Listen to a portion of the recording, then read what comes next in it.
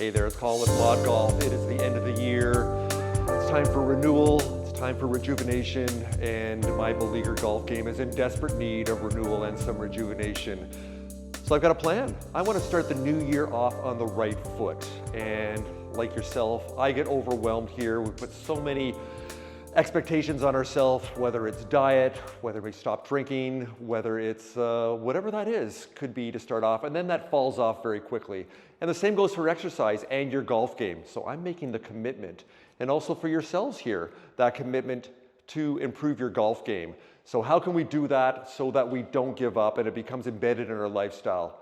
I can't do that on my own. So I'm here at Vancouver Golf Performance here today.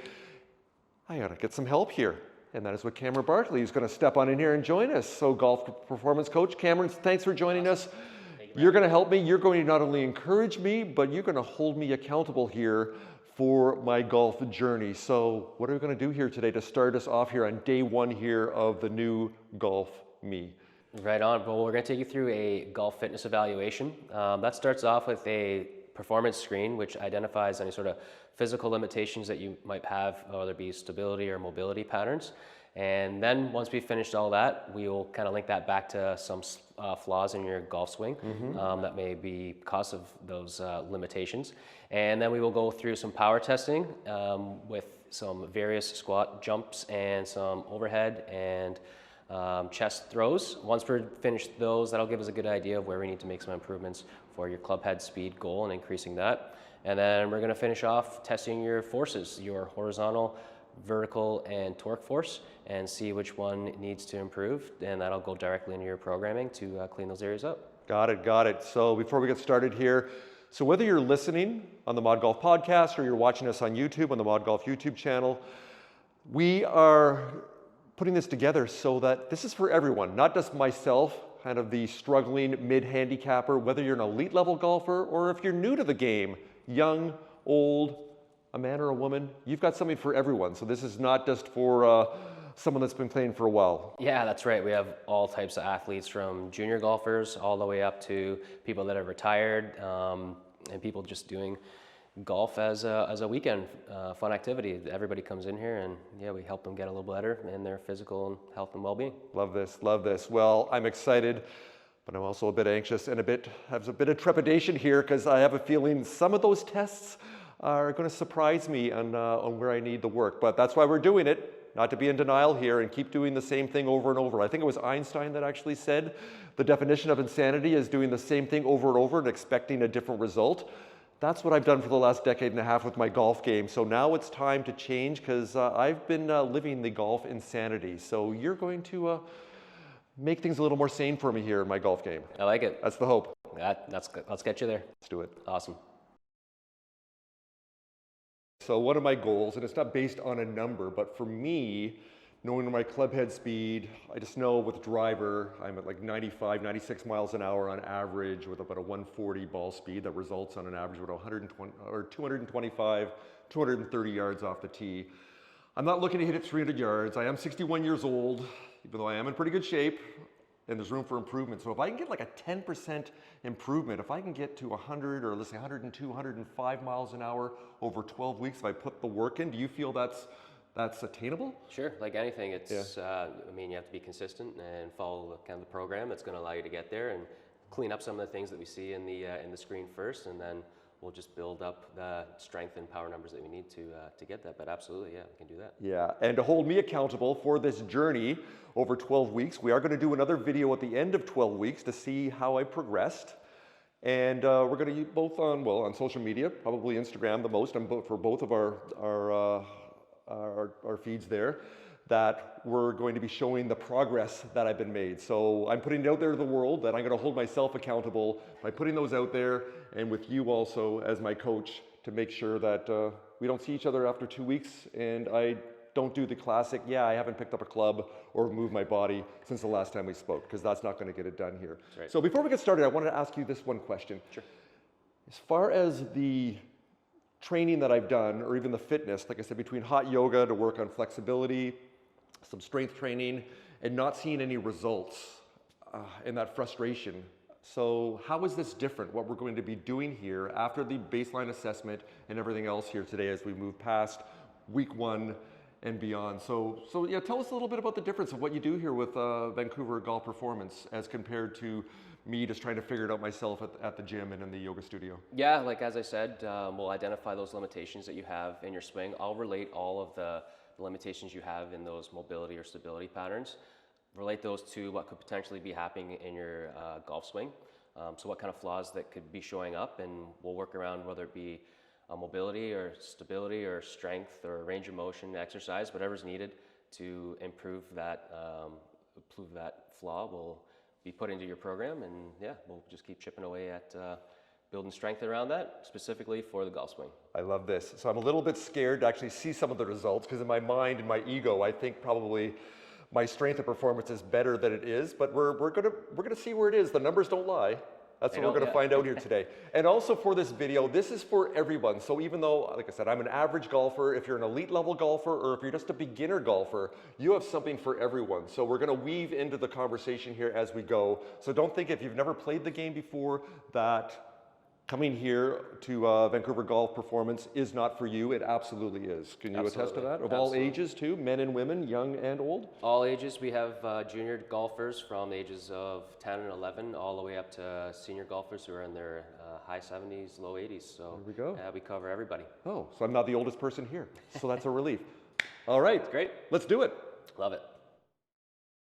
All right, Cameron, first up, what's the first assessment we're going to do here? The first thing we're going to check is your setup posture. All right. So we're just looking to see if how straight your spine is, and if there's either a C, if you're having a C posture or an S posture, and depending on that, I'll be able to tell what you need to fix to start your setup. All right. You're going to show me how it works? Yep, sounds good. Let's do it. So first thing you're going to do here, Colin, is you're going to get into a mid-iron stance, take your hands and cross at the shoulder. And from here, I'll just have a look at your spine, and I'll let you know what I see. All right. Okay, so arms are going to cross at the shoulders there, Colin, and then just going into a setup into your mid-iron stance. Great. So what I'm generally looking for here is a straight line from through the spine all the way up to the top here. I don't see any excessive C posture, S posture. I can show you what I mean by C posture or S posture there if you just want me to hop in there. All right, go for it. So you're looking pretty straight, so that's a good start. Good. But what you'll see with people with C posture is they'll be pretty rounded in this position here, yes, which limits their backswing. Or they might be in S posture, which you see right here. This S posture is a difficult one for people because when they're coming into their golf swing, they're using a lot of their low back to actually handle a lot of the force there. So we want to be able to make sure that each athlete is straight from the spine, from the tailbone up to the top of the head, and that's how you work. So you're good to go. All right. Talking about your back, that reminds me of something I wanted to ask you, and that is as far as injury prevention, a lot of what we're doing here. So that longevity for golf also. So I'm sure you see it a lot of time with people with back pain, that with the golf swing, that's something that you're looking to do also as far as injury prevention, so you can play longer and better too. Yeah, absolutely. It's just getting you in the positions that you need in terms of your pelvis, rib cage, shoulders. All of that is going to allow you to strengthen both core, all the muscles around those areas to help maintain where you need to be in your golf swing. That's actually going to help with longevity, as you say. Perfect. Okay. All right, Colin, so just kind of showing you the setup posture. Setup posture here was a pass, so I'm just going to give you pass note there, and now we're going to move on to the pelvic tilt. Pelvic tilt, all right. right. Let's do it. So this one's important. I'm just going to set up here first and show you how it's done. Same setup as your setup posture, and from here, what I want you to think about is your hips being a bucket of water. So bucket of water, I want you to get in the mid-iron stance, and I want you to pour the water out the front, and then tilt forward with the hips so that the bucket is now pushing the water out the back. And so from here, you're just going to go forward and back. You're looking for kind of quality reps. You don't really have to get a huge range of motion. You're just seeing, can you tilt forward and back without standing up? All right. So this one you made it. So the bucket of water. Bucket of water, you got it. So you're just tucking your hips under. I always tell the kids, yeah, like duck butt and then tuck the hips under. There you go. And then just keep moving through that movement there.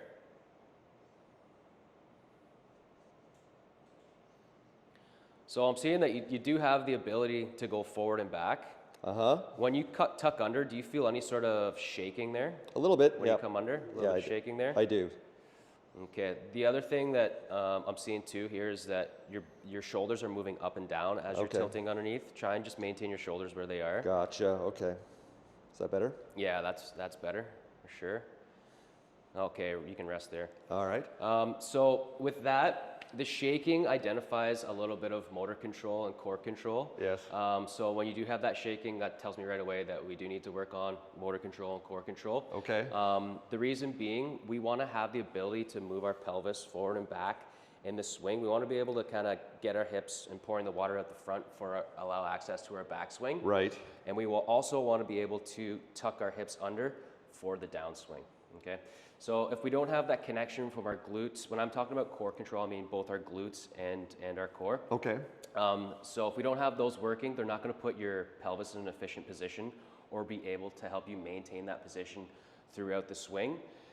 A couple things can happen there. You could stand up and lose posture on your backswing, or you could have your hips thrust forward towards the ball and create early extension on the downswing if you aren't able to maintain that stacking position throughout the movement. So that's what the pelvic tilt's kind of looking at there. Oh, I'm familiar with both of those flaws, so yes. I can't hide that from you. I hear you, I All hear right. you. But that's pretty good. I'm just gonna mark that off there. So edit.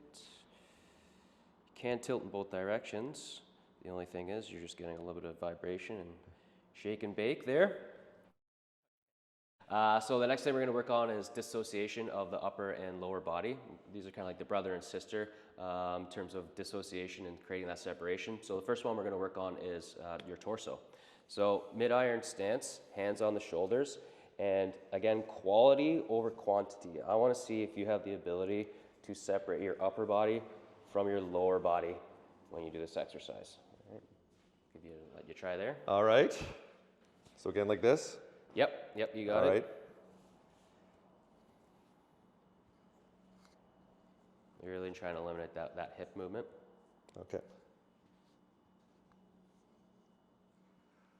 Okay, Colin, are you comfortable with me putting my hands on your hips? I am. Do this exercise. Okay, so Colin, I'll get you to go in the same position there. I'm just going to place my hands on your hips when you do this. And as you go left and right, I want you to let me know if it's easier or harder to maintain your hips from not moving as you move your upper body.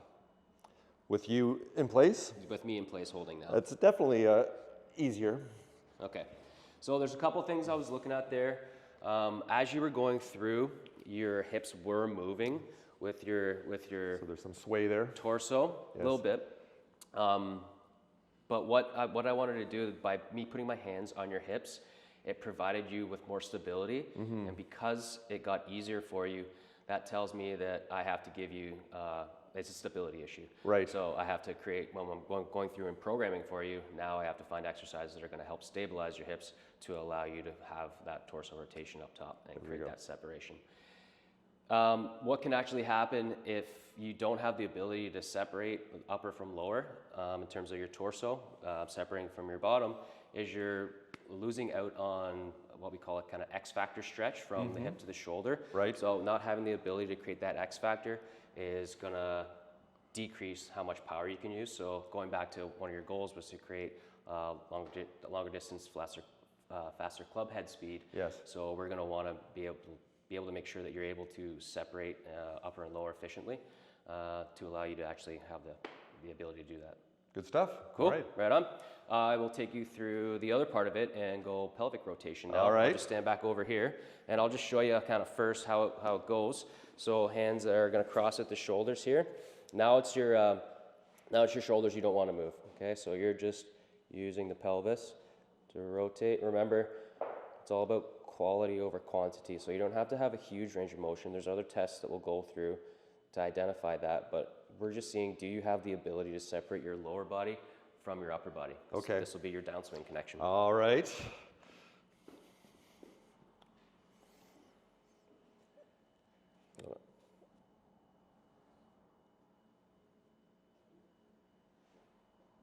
And if I could just pause you there, am I okay with put my hands on your shoulders this Absolutely. time? All right, cool. So hands on the shoulders, and you're going to let me know if it's easier or harder to rotate the pelvis with me stabilizing you. I certainly have more range. Yep, definitely easier. Easier. So Yep. same as the torso. Not a surprise. Yeah, it's I'm providing you with some stability. Yes. So by me giving that stability, it tells me that I need to give you a stability exercise to help you create the separation from the lower from the upper, because the pelvic rotation is your downswing connection. Yes. That first movement of not being able to rotate with the pelvis and separate could possibly cause you for everything just to move all as one, creating a over the top kind of pattern and yeah, flipping the hands and stuff at impact, trying to fix yes. that up. So. I am very familiar with that one. Yeah, so giving you exercises to create that separation for both torso and pelvis will be crucial for you to actually efficiently increase your club head speed. I'm excited. Great. All right. Awesome. So the next one we're going to test out is your overhead deep squat. Okay. Depending on what I see, there's a couple different ways this test could go. But what I'm going to have you do first is set up with the dowel on top of your head. Okay. And you want to get 90 degrees at the elbow and armpit here. Right. Once you're at 90 degrees, you're going to reach your hands up and just get into whatever squat stance you're comfortable with. Okay. And from here, you're just going to squat down and then back up.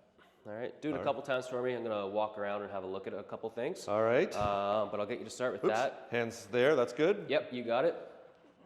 Let's start with you on the head first there, just to see if we've got the right alignment. Yeah, great. Right overhead again. Okay. Whatever squat stance works for you is great. I'll have you do a few reps. Nice.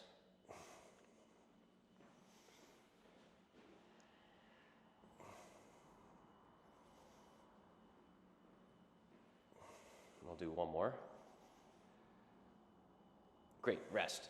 Can I take the dowel for you? You may. And will you put your hands on your collarbone, like so, drive the elbows up, and do the same thing, same squat.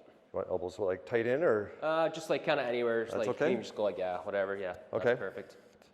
And a squat again? Yep, just squat again. Okay, nice. We'll do 2 more. And 1 more. Great, rest. Okay, awesome. So, a couple of things I'm looking at there. One is your ability to maintain the stick over top of the head, the dowel over top of the head in your squat. You're able to do that pretty well. Shifts forward a little bit at the bottom, Right. but it's not terrible. So what I then did was take your hands and put them at your shoulders and just eliminated the overhead portion. And by you putting here, you're able to maintain a stacked torso over top. So that's good for your setup posture. What I do see though is your body does shift and put most of its weight on its left-hand side when you go into your squat. Really? So all right. you're avoiding something over here and taking your weight to the left. Could be your golf swing, who knows? But anyways, so in terms of the next steps there, usually we would go down and check the ankles, but you're able to have good mobility at the ankle and the knee was able to track forward there. So we're gonna skip the ankle portion because I think you got good mobility there just based off of your squat. Okay. So it's probably more related to kind of your pelvis there. But in terms of golf and our setup position, if we don't have the ability to stack our joints with our shoulders, rib cage, hips, all the way down to our feet, we're not going to be able to maintain a good posture throughout the swing. So it goes back to what I was saying before in the pelvic tilt. If you don't have the ability to maintain that posture up and down in your squat, you are going to see a loss of posture in your backswing because you're not able to maintain the pelvis in the right area along with the glutes and the core to keep it there. And then on your downswing, your hips are going to come forward to the ball and early extend as well. I know that one.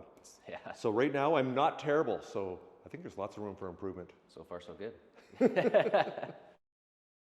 What's next? Next is the toe touch. So what I'm going to have you do is place your hands or feet shoulder width apart, hands over hand, and you're going to push your hips back and try and touch the floor without bending your knees too much. Okay, we'll just test out how you hinge from the hips here. All right.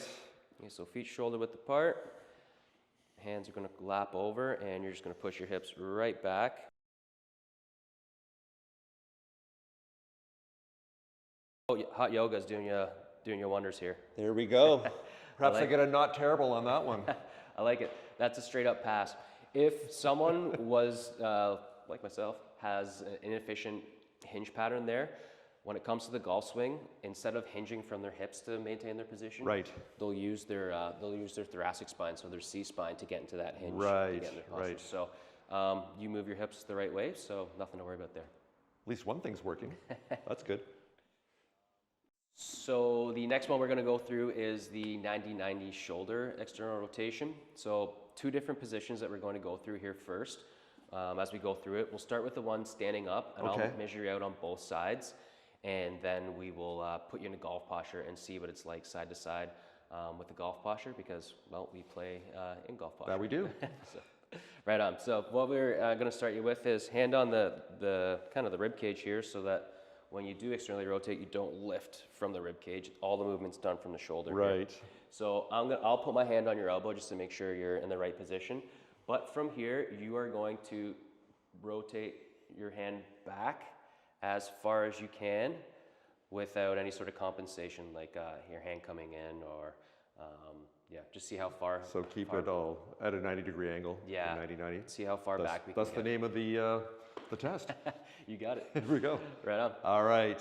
So what I'll do is I'll bring you up to this position here, and I'm looking at your spine angle, and I'm trying to see, can you get this wrist past the spine angle Okay. when you go back. So I'll let you start it out there. And yep, no lifting of the rib cage. Awesome. So I'll get you to switch spots with me. And I'll go to the left side. I'll check out this guy here. And you'll go as far as you can with this one. Other way. Go down. Yep. Go back. Okay, so we're limited there. I don't see any spine angle. Yes. Yeah, let's bring this elbow back just a little bit. Okay, try from there. Okay, that's a little better, but I would say it's equal to, so we're not quite past it. So let's go back to the right-hand side, and I'll get you to go in your mid-iron stance, set up. Good, and then bring that one elbow up to the shoulder height here. Great, and then we'll externally rotate back here. So that one doesn't quite clear, so I'll get you to come back down. And let's check out the other side, and we'll see what we got here. How's that? Yep, good. Externally rotate. And that one doesn't quite clear either. No. Okay, awesome. So here's what can happen in terms of your golf swing with that limited range of motion. Right. If I'm going into my backswing and I don't have the ability to externally rotate here, I could potentially have a flying elbow. Yes. Okay. And with the external rotation, if I can't kind of keep that elbow back, I'm going to have troubles getting that elbow to shallow the club when it comes down. Yes. If I'm coming with all the way through, so let's go lead arm this time. If I'm coming through and I can't externally rotate on the left-hand side, there's a potential that we could chicken wing and go all the way through our swing there as well. So getting you into a better position of stability of the shoulder and more mobility of the shoulder blade and moving globally on your rib cage is going to help clean up your shoulders to allow you to get more external rotation and kind of avoid those swing flaws that you could potentially see. But definitely your right and left will need some work in the golf posture, so that you're fighting gravity in that position, right? So we just got to get a little bit more range there. Well, seeing there's a physical limitation makes me feel better in some ways, because I've seen so many videos and I talk to so many people on ModGolf. I know what the right position is, and I just physically cannot get myself in that position for years, and seeing myself still not coming from the inside with the ball or the club path. Right. And it's been so frustrating because I know what I need to do. I'm a fairly athletic guy, fairly, dexterity, have good dexterity. Right. But not being able to do it. So for years it's been very frustrating, but in a way now it's liberating, knowing that maybe because my body is kind of stuck and it needs to unstick itself in order to get in those positions. Totally. Here we go. And that goes back to your point earlier, like you've been going and doing all these different things, but it's not quite just as specific to the position that maybe a swing coach would get you in. Yes. Needed to get you in from there. So yeah, no, you're doing the right things and coming here and finding out exactly what the limitation is to help you get into those technical swings that you need to be. Good stuff, good stuff. Awesome. So I'm going to take you through the lat test next. we're just going to measure how well your shoulders can move over your head, Okay. while maintaining that stacking of the joints as well that I was telling you about earlier.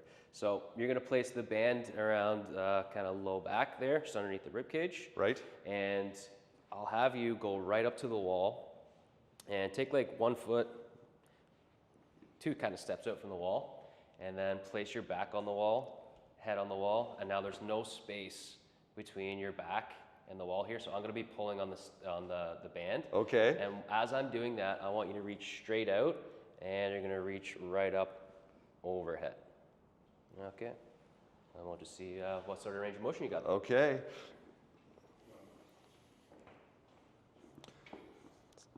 Let's come up just a little higher.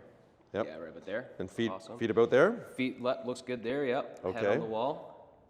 All right. And you said thumbs out? Yep, head on the wall too. Head on the wall. Okay, and now I don't like this one already. you're gonna start going up overhead while I pull on the band. There you go. That's okay there. So we lose a little bit here, so I can get that out there. Yes. So need to create a little bit more. Try it one more time. Yep. Keep it about there. Yep. And give it a All try. right. So arms straight out.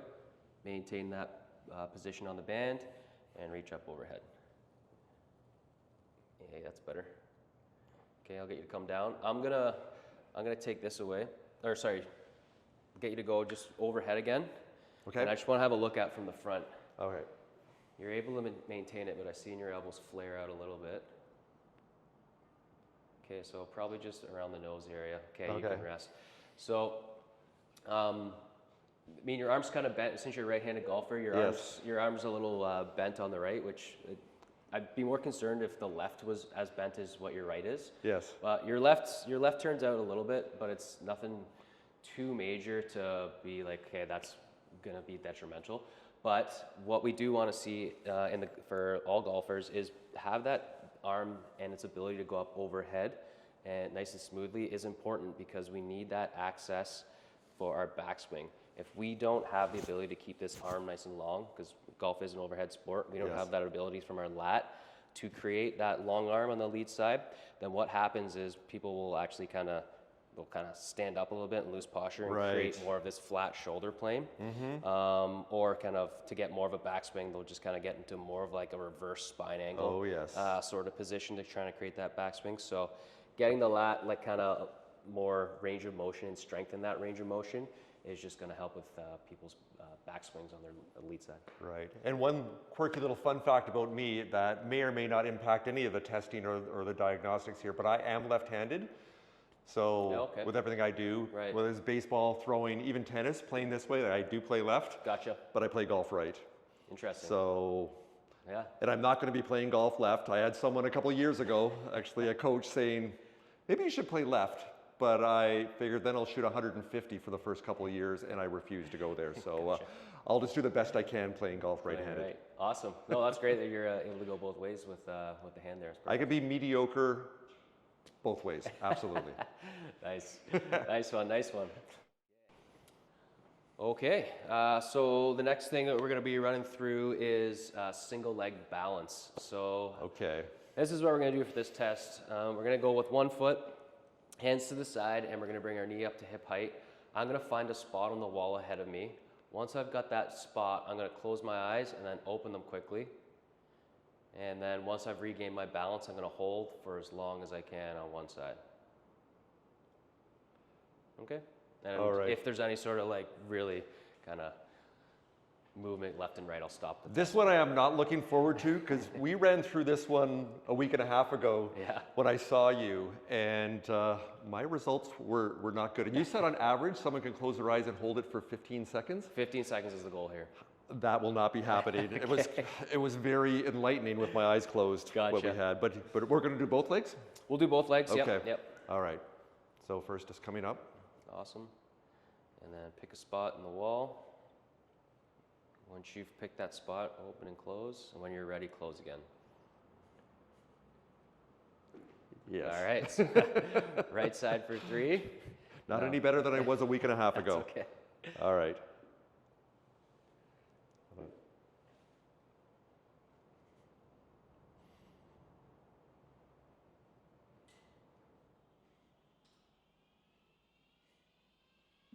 Rest. There you Right. go. Okay. That was what, 3 Yeah, seconds? that's about 3 seconds. Yeah. Oh boy. Okay. So, I mean, it's good that we've kind of identified that this is an area we need to improve. It's Yeah. definitely when people kind of struggle with this exercise, usually they have trouble transferring their weight in their golf swing because they're missing some sort of hip stability. Right. So again, you could see someone sway or you could see someone slide because they don't want to get into that hip. So building a little bit of internal rotation, hip stability, and that connection from your foot up to your hip is just going to increase the balance a little bit more. And then you'll find that you'll find your proprioception on the golf course, because there's no flat lies on the golf course, as you know. That's true. Proprioception will be a little bit more improved, as well as your ability to transfer your weight. Yeah, this one was really a shocking revelation for me. Thinking, oh, I do the hot yoga, my balance and core strength is pretty good, but seeing this, I'd be able to do that for less than 3 seconds, that was eye-opening with my eyes closed. Yeah. Yes. Yeah, I hear you. Okay. Yep, no, it's definitely an area that can get improved, and it's little small daily things that you can do. Like, I get a lot of my junior golfers to, if they're struggling on one side, say it's their right side, I'll get them to put their right foot on the ground and brush their teeth with their left hand. There we go. And then small little things like that can just go a long way to kind of building more stability there. And you make a great point here, because one of the things with this video series, we're releasing this beginning of January, the new year, because we don't want people to follow in those usual habits that us humans do, whether it's drinking, diet, exercise. That January, we're all in, and then February 1st hits, and then we're all out. So we don't want this to be a switch. We want this to be a dial. And one of the things you're going to really be hitting home here is the ways that people can take some small steps to get on that improvement in performance train, like myself here, so that it becomes embedded in your lifestyle. It's not something that you're just going to do for a little while and then give up and get frustrated. So hopefully we have that nice balance between seeing incremental improvements for myself over the upcoming weeks, over the 12 weeks that we're going to be doing this, that it keeps me motivated also, and not frustrated. Absolutely. It'll be interesting to see how those how that one leg balance works when you're brushing your teeth. I have a feeling by the end of 12 weeks, I might at least get up to 4 seconds. You're doing it with your eyes closed. There we go. Okay, so I'm going to take you through a little bit of range of motion testing with this next screen here. This is the lower quarter rotation. It's going to tell us how well and how much range of motion you can get in terms of hip internal rotation and hip external rotation. All right, so what am I looking at on the floor here? I will have you place let's start with your left foot in the middle here, and then the back foot is just there used as a kickstand. We'll start with your external rotation first. You can turn your head and turn your shoulders. You're going to get it around as far as you can. And then the opposite way, same thing. I'm gonna get you to turn as far as you can. I'm gonna get a reading with the stick there, the dowel there. Okay. And just let you know how many degrees I see you turning for both internal and external. So we're doing both legs, both feet? Both. We'll do both, yeah, for sure. So how's so this back here? Let's go in and turn to your right first. Are my feet good where you want them? Yep. Hands on the hips. And the hips. And then you're going to externally rotate to your right. So I'm not bending down, I'm just rotating. Just turning, you got it. Keep turning, keep turning, keep turning.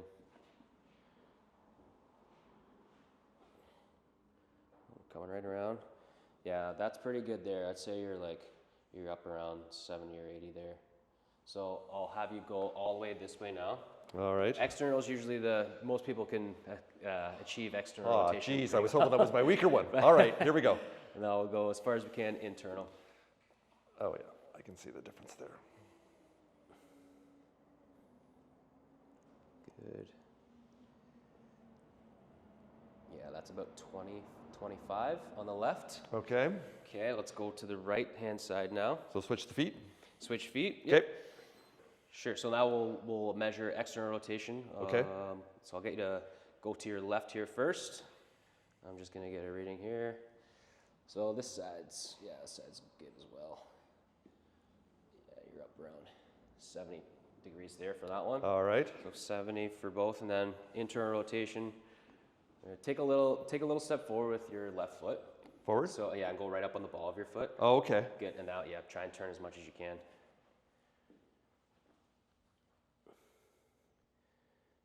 Good, so we're about there. Nice, and this one's 25 as well. Okay. Okay, so you're about 25 and 30 degrees of internal rotation on each side. Okay. External rotation, you are about 70 and 80. Okay. For left. So what does that mean?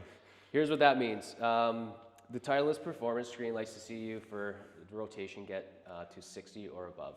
Okay. So external rotation, you're there. Internal rotation, you're quite a bit of ways away. What that means is internal rotation of your hip is on your backswing. Could either sway. Right. With this sway, you could get into kind of like a reverse spine angle position. Or on your lead side, you could slide and potentially leave you kind of hanging back as well. I'm familiar with that. Between the single leg balance test of hip stability and then this lower core rotation test, we just have to build more hip stability to allow for more mobility internally of your hips to allow you to kind of keep your hips in a barrel, if that makes sense. So I've heard that one before. Yeah, get a big range of motion with your hips in the barrel there to help on your backswing and downswing. Good stuff. Awesome, great. Now. All right, what's next? What's going on? Okay, so we're gonna do the seated torso rotation test, and the big thing that's important is keeping your knees together when you do this. Okay. So as like we were talking before, with that torso rotation and the separation, we want to create the separation from the upper and lower. So knees stay together, shoulders or dowel is on the shoulders, and I want you to rotate as far as you can without your knees coming apart. So keep them together. Okay. Rotate around.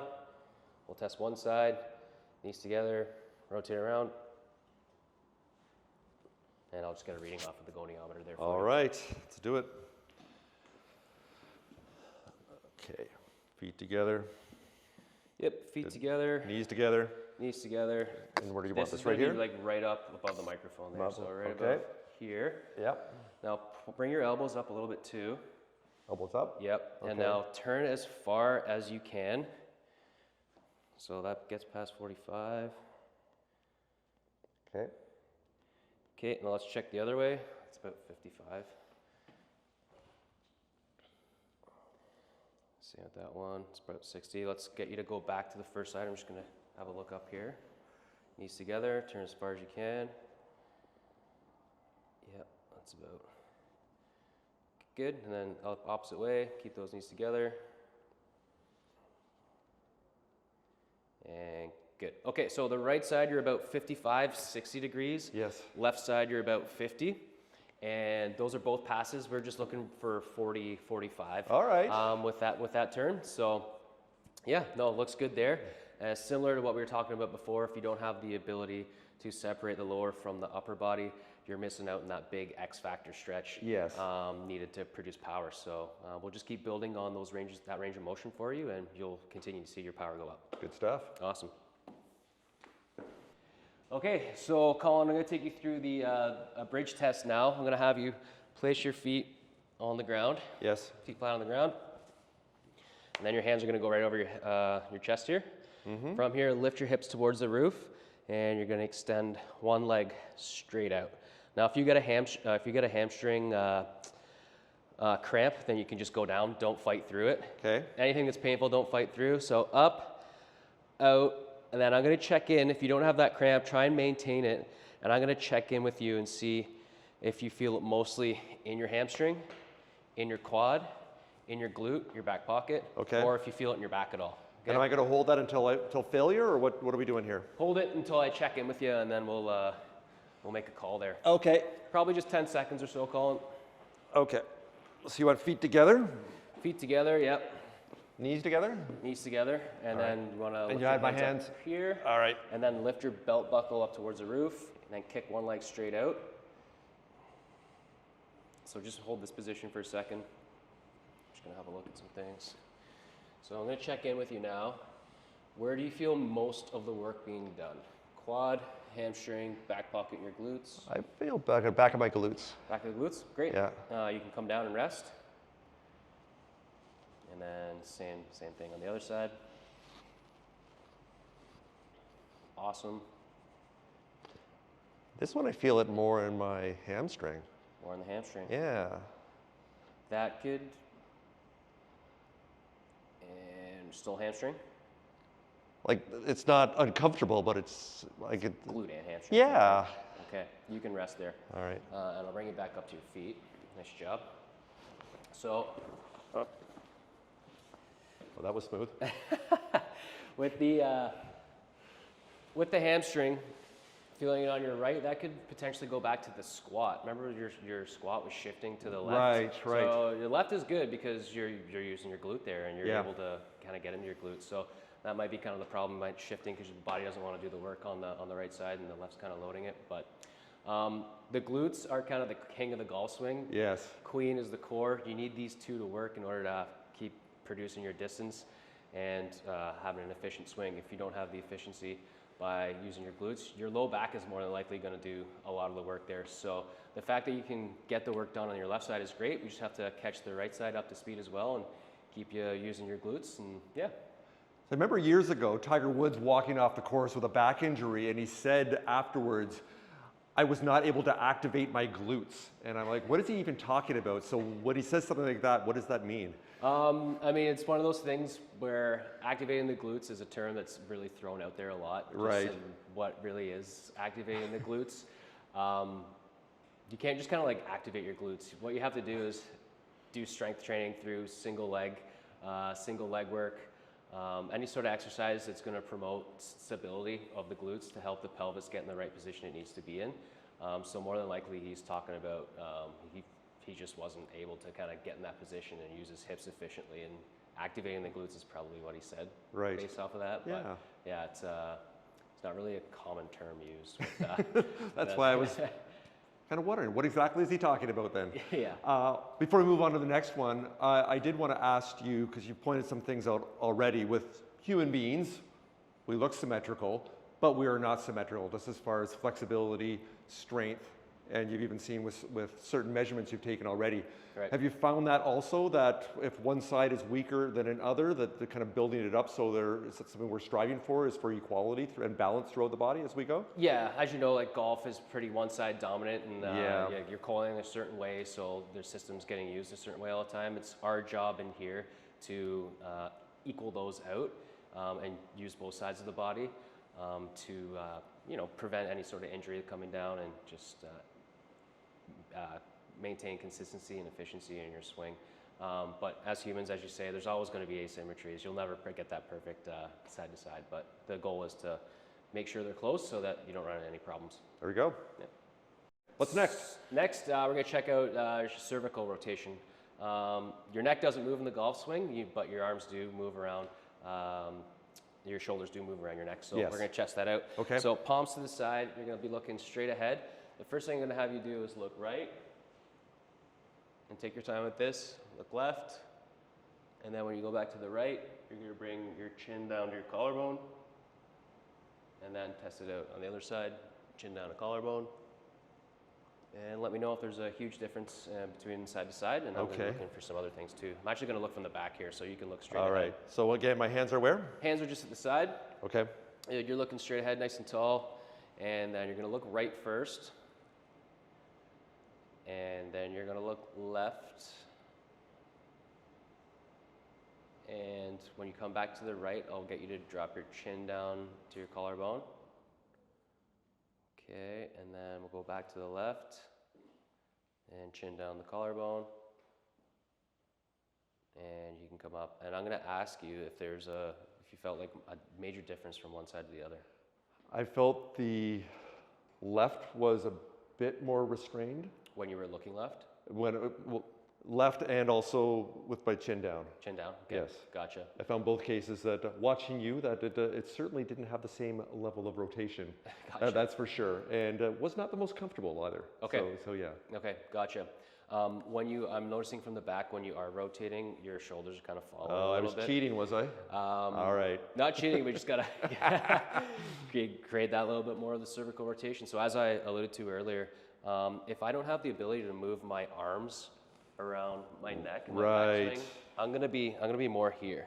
And when I'm more here, if I want to actually get more into my backswing, I'm gonna kind of stand up, and now I'm in that reverse kind of spine angle, reverse spine posture here. So we want to be able to get the neck free and give you exercises that are going to allow you to kind of freely move left and right, so you can move your arms around your head and your swing. Good stuff. And that's one of the keys also, the fact you are now going to be giving me a program that really isolates kind of the low-hanging fruit, where are the most glaring areas for improvement very quickly over 12 weeks and beyond. And again, that's for people out there watching, that hopefully it encourages you to take those first steps also. So you'll see that improvement rather than thinking, I'm overwhelmed with what I need to do here. Way too many exercises, takes way too much time. The fact we're gonna hyper-focus down on the low-hanging fruit of the areas where I need the most help. Yeah, you got it. All right. All right, Cameron, so just a couple more tests that we're gonna do? A few more, we're just gonna look at the wrists now.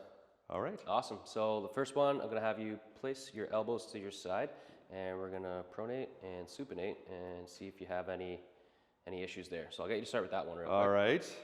So elbows to the side, palms up, palms down.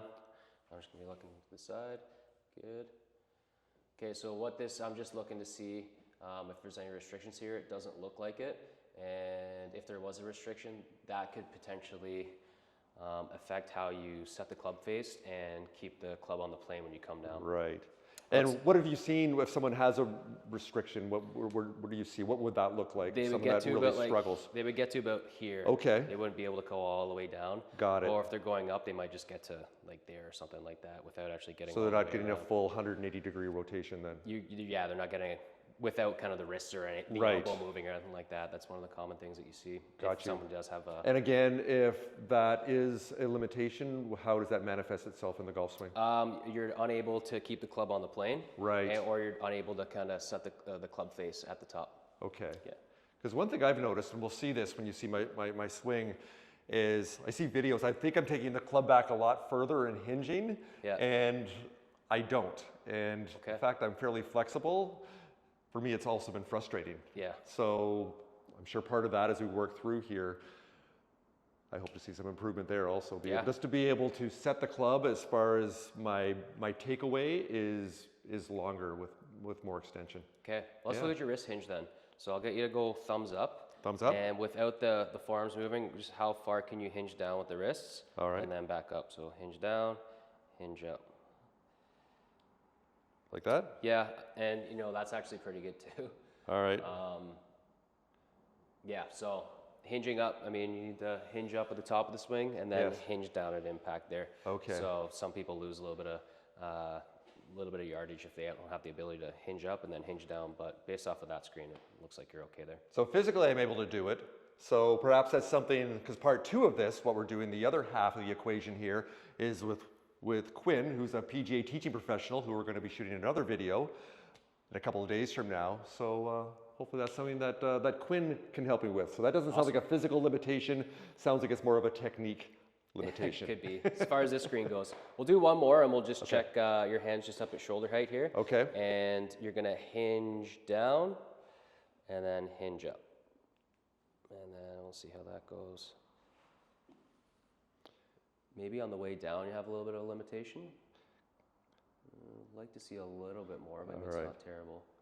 You definitely feel the stretch there, that's for sure. Yeah.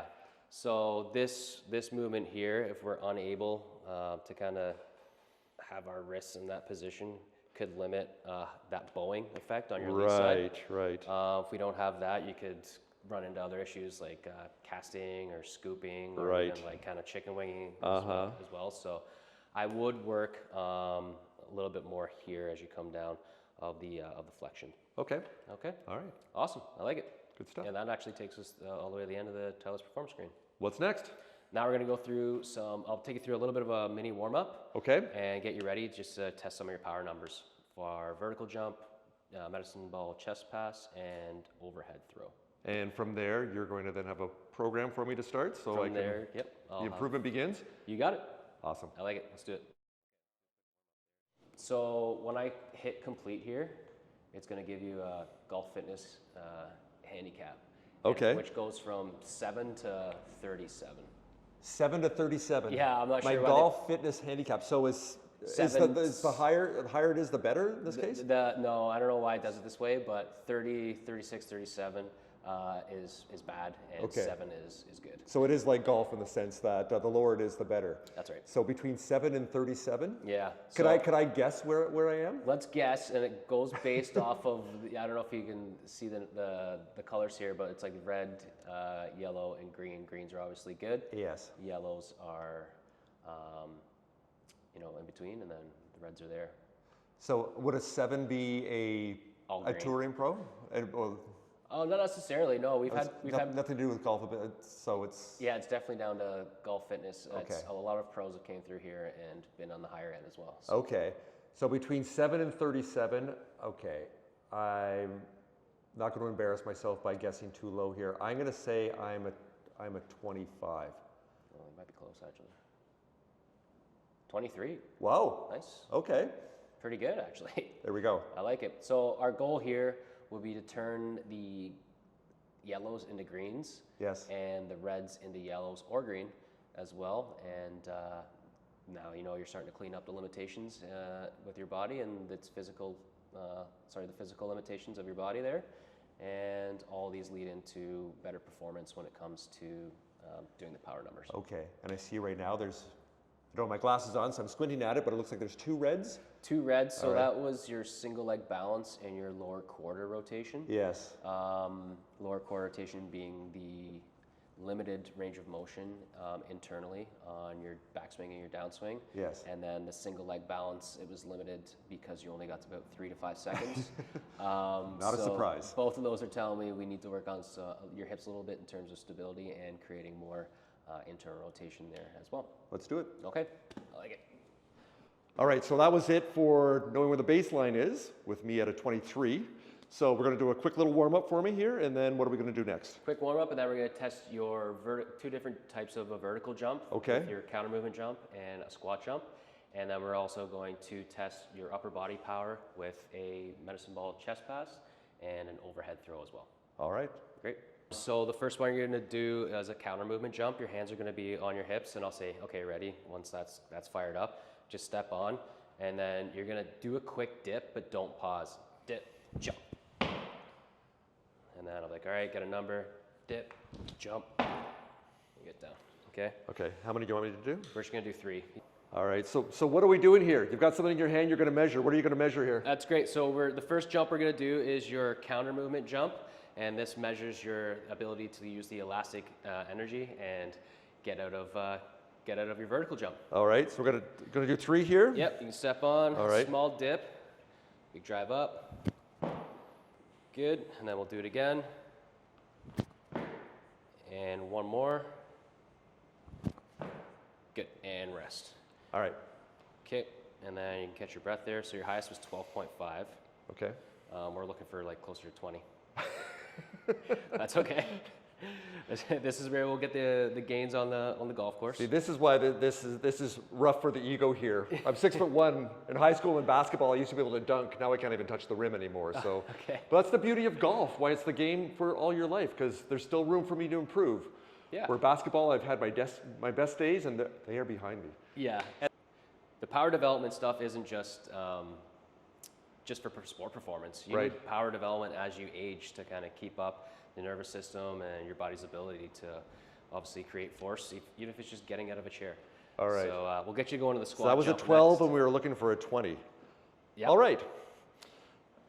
So the next one, Next one, you're going to start from the bottom position. So you're going to start down in that squat jump Yes. position. And then All just right. don't do any dipping from here. Okay. You're just going to jump up as high as you can. all right. Another go. One more.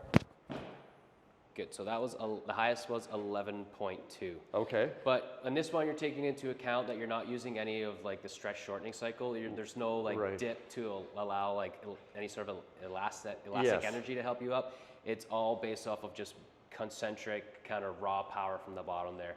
So you kind of do want the counter movement jump to be higher than your squat jump anyways. But Yes.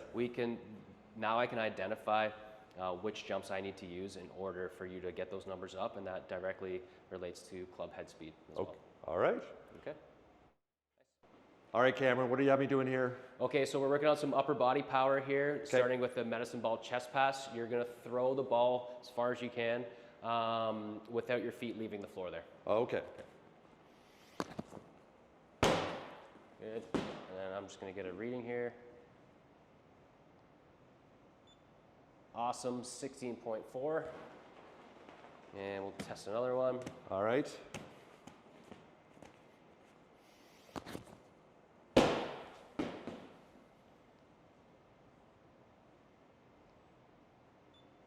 Awesome, 16.8.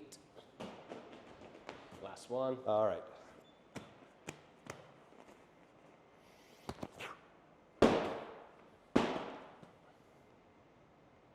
And I'll just get you to take your hand off your knee there, Colin. Thank you. Yeah, 16.9 was the highest there. Good stuff. Okay, awesome. What are we measuring here? What are you looking for? So this combined with the other two exercises, the vertical jumps, as well as the overhead throw, which I'm going to have you do after. Yep. Those three numbers are what we use in the gym. The more we can progress those three tests, the more that club head speed increases as well. All right, Colin. So we are going to be testing out your overhead throw now. Okay. So what that entails is do a couple warm-ups without the ball. Right. And it's actually kind of all about the arms rather than kind of the abs. So what you're going to do here is just throw the ball with as much force as you can from here. So throw it up. Okay. Hands, when you're warming up, go fast with your hands down to the side. And then when you feel ready, grab a ball and then release. Throw as far as you can. I'll take a reading. All right. And when you finish the throw, just stay seated like this, and I'll flash the laser to your chest, and we'll see how far you can throw it. Let's do it.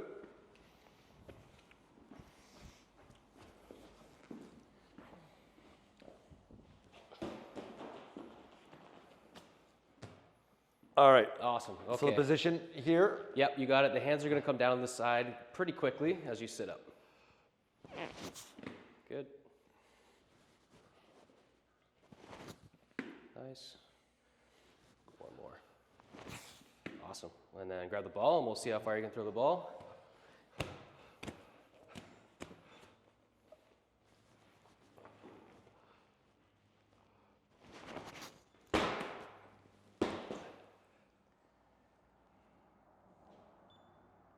$15.1. All right.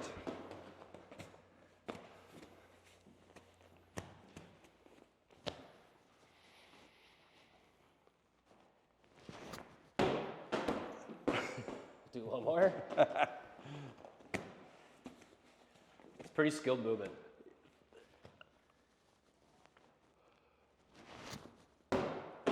Good. 15.1 was the winner there. Felt my first one was probably the best of the three. Yeah. There's definitely 15.1 there. So. That's a hard one. Yeah. Like I said, it's a little bit of skilled movement, but Yes. getting the core a little bit stronger. Yes. Finding that range of motion that we need for both sides. If you remember when we were back on the wall and we were reaching overhead and the arms kind of opened up a little bit, and creating a little bit more strength and mobility in terms of range of motion, like end ranges of motion with strength, Yes. is going to help you get that ball a little bit further. Yeah, and clean it up just a little bit. I felt I really struggled with that one. Yeah, so something we can work on. There we go. Right on, come on Good up, stuff. I'll help you up. Hey, we got that one. There we go. All right, Cameron, so you have one more test for me today. Seems you've got something on the ground here that's going to be measuring something, and you've got something in your hands, so what's going on? That's right, so we also use one of the super speed sticks to measure which are your strongest forces. So we're going to test out the horizontal force, we're going to check out your torque force, and we're also going to check out your vertical force. As we go through these, usually there's one of those three numbers are lagging a little behind the other one. Okay. And what that tells me when it goes to programming, for example, if your horizontal force is the worst of the three by a significant difference, then I know that I have to tailor your program to work on exercises that are going to help promote more efficiency in the horizontal plane.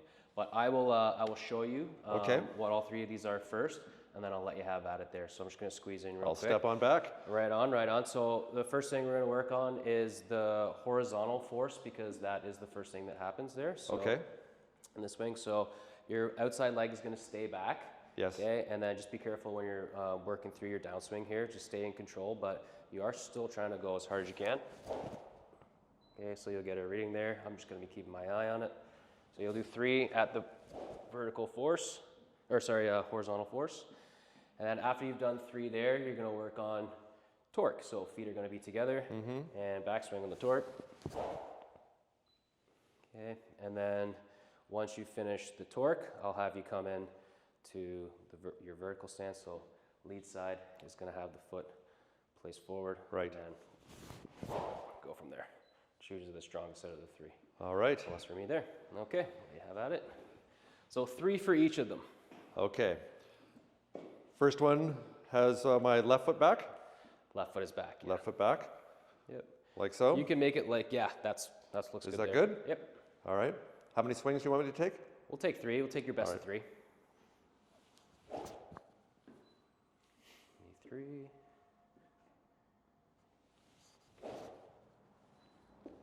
3.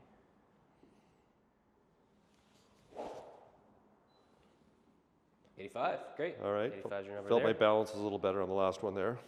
So together the next one? Together's next, yes. Okay. Yeah, take a little step back.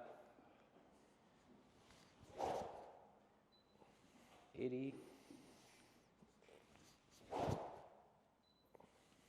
86. 86, right on. Okay. And now we'll go vertical force.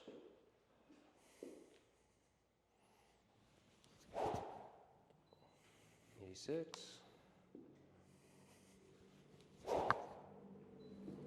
95. Nice job. Oh. 94. There we Okay, so 85s, you had horizontal. That was the highest for your horizontal force. Yes. And your torque. And 95, the second one before that, was your highest for your vertical force. So you're able to create your best one of those 3 was the vertical force. So horizontal and torque, those are exercises, or you'll see exercises in your program that are going to increase those and start to catch up to the vertical jump as well. But all 3 of them will go through up for the next time that you attempt this. I'm excited to see that improvement. I like it. Good stuff. Yeah. All right, so to finish up here, now that we've ran through this, once Sure. again, whether you're a beginner golfer, an elite level golfer, or somewhere in the middle like myself, you've got something for everyone. So this is universal here for improvement. That's right. Yeah. Whether you're a junior, whether you're just starting the game, whether you're experienced, or whether you're just doing this in retirement, we have programs for everybody, and yeah. And I also want to know here as we finish up, of course, we're in beautiful Vancouver, British Columbia, Canada here. So anyone that's close to us here, how can they learn more about Vancouver Golf Performance and perhaps book a session with you and the fabulous team that you have here? So tell us a little bit about what you have going on, because you've just recently opened up your studio. Yes, we Yeah. have. So we've been in Vancouver for the last 3 years, and we've just recently opened up our own space here at 1946 West Broadway. You can get in touch with us through VancouverGolfPerformance.com. You can schedule an evaluation from the main page there. And yeah, it's been great. We have 3 coaches on staff now, and we're growing bit by bit here. And it's great to have our own facility now and be able to provide back to the Vancouver golf community through fitness. Love this. And of course, we're shooting a video here today at Vancouver Golf Performance, but we're also releasing a ModGolf podcast, so audio version of this too. So obviously you can't see us waving our hands around in the air and me actually trying desperately to not embarrass myself doing all these exercises and tests here today. So hey, if you listen to the podcast, I also strongly encourage you to go over to the ModGolf YouTube channel and watch what myself and Cameron have run through here today. Awesome. That's fantastic. So Cameron, the last thing here, next steps. You're going to set up a program for me that I then have to get started on, because improvement doesn't start on its own when I'm sleeping. That's correct. Yeah, I'll put a program together for you, take you through the initial, we'll say 2 weeks to start chipping away at the limitations that we found, and we'll start building you out strength and power-wise as we get closer to the new season. Love that, love that. So again, to finish up, we are going to be chronicling my journey here, both on Instagram and YouTube with shorts and reels that we'll have. And then at the end, we're hopefully going to shoot another video or 2 at certain markers, 4 weeks and 8 weeks. But at the very least, after 12 weeks, we're going to come back in here, shoot another video with our fabulous crew that's helped us out here today, and see where we are. So that will happen when we shot this. This is just after Christmas, so still working off my Christmas dinner here. So another 12 weeks, roughly, that'll be 3 months. So we're looking end of March, I guess, that we're going to be looking. So I'm excited to see where I am on all of these other tests. Will, at that time, will we run through all these benchmark tests again to see where I am, to see how much green we have, hopefully replacing some red and yellow? Yeah, certainly. That's the goal. Good stuff. Yep. Awesome. Again, thanks so much, Cameron, for helping us out here today. Love what you have here, and I'm excited to get going. Great. Thank you very much. Appreciate it. All right. Good stuff.